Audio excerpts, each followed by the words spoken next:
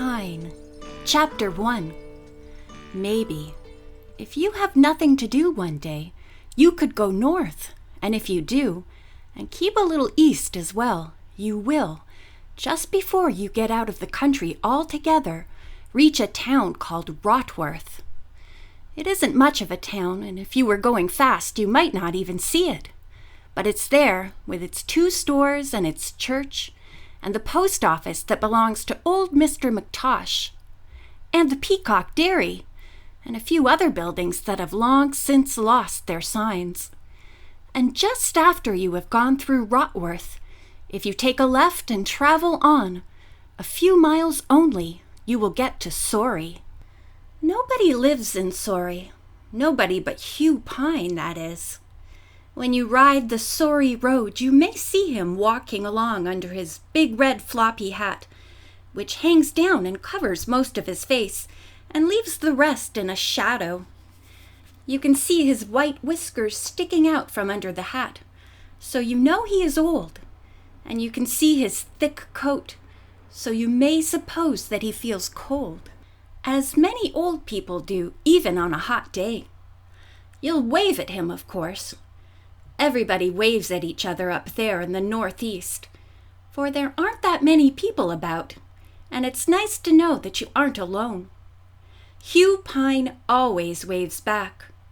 The people from Rotworth used to think, they know better now, hey, that must be that little old man who lives up in Sorry in the woods somewhere and grows or catches his own food, for he never comes to the 2 stores of Rotworth. And then they'd forget him again, and that's just what Hugh Pine likes people to do, even now, after all the things that have happened, for he doesn't like to be with others too much. What he really likes is to be by himself. He was by himself on the day he found his great red hat. He was sitting at the top of his tree, the big white pine in the curve of Sorry Road, just where the wood turns off toward the bay, and he was quite invisible, looking like one of those large, dark growths that trees sometimes have. Hugh Pine felt good. He had eaten well, and he was just sitting, leaning against a branch with his short, thick tail, holding on to the pine's trunk with his strong front paws. But then Hugh happened to look down and saw the great red hat. He looked at it for a while, and while he looked, he thought, I want that hat. He began to climb down slowly, for he doesn't like doing anything quickly. Just what I need, he thought, as he sat at the side of the road for a while to make sure there weren't any cars coming.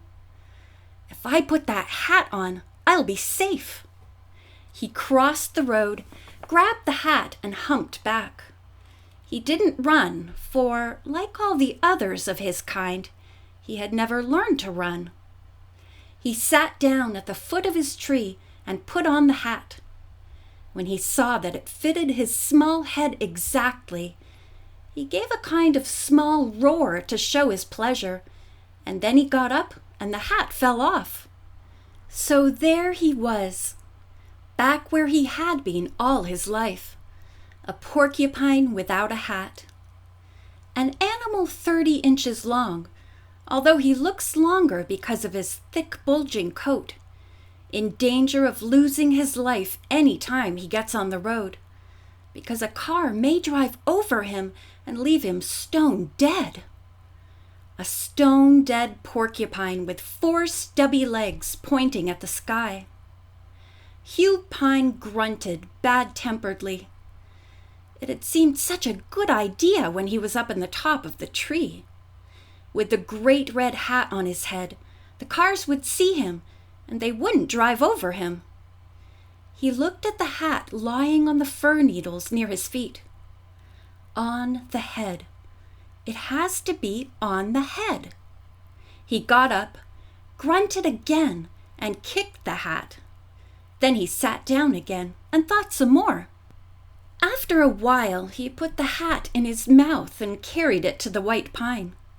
Leaning against the tree's trunk, He put the hat back on his head. It didn't fall off. Good. But it would fall off again if he stopped leaning against the trunk. He knew what he had to do now, but he didn't like what he knew. He would have to learn how to walk on his hind feet, and that's an awkward business for a porcupine. Now, there's one very important characteristic all porcupines have, and that's stubbornness. If there's something a porcupine really wants, he'll get it, even if it's a piece of rye bread you've left on your kitchen table. He'll get in through the window and grab it and waddle right out the door, while you stand there hopping up and down, screaming at him. You can break the broom on his back and he'll still waddle on, waving his tail at you, and his tail is nothing to be sneezed at. It's thick and strong and full of sharp quills that will stick in the broom handle, so that you'll need a pair of pliers to get them out. No, there's nothing to stop a porcupine when he has made up his mind about something. And Hugh Pine had made up his mind. He wasn't going to be run down by any car. But he still wanted to use the road, for it's nice to walk on the road, much quicker than ambling about in the woods. He didn't want to be on the road all the time, but he wanted to be on the road whenever he felt like it, and he didn't want to feel nervous and jumpy there. So Hugh began to practice walking upright, right there and then. He fell down and he got up and he fell down and he got up, but he kept trying.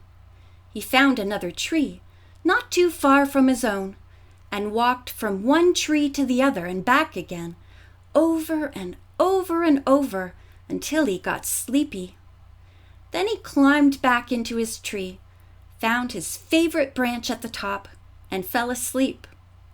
He held the hat in his lap while he slept, and when he woke up he took it down and started practicing again. After a few days, he could do it. Hugh Pine could walk. He walked to the road and started on his way to the bay, keeping to the extreme left so he could see the cars coming. When a car came and the man driving it waved, Hugh raised his right front paw and waved back. He nearly fell over when he did it, but he managed to stay on his feet. And then he grinned. He had done it. He had walked on the road, and a car had come, and he hadn't had to jump for his life. The man in the car never thought much about it. He had seen a little old man walking along under an enormous floppy felt hat. That wasn't very strange. People wear all sorts of clothes these days. Funny hats, big overcoats reaching down to the ground. What's so unusual about that? People are free to look as they like, aren't they?